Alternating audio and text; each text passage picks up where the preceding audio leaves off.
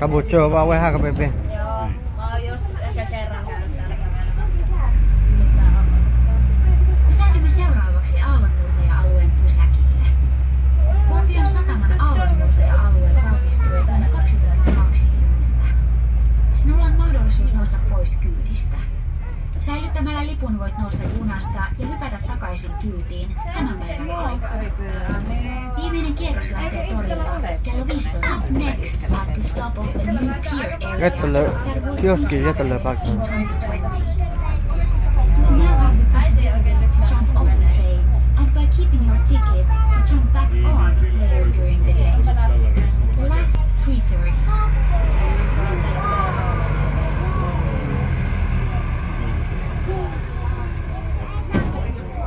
Leuta.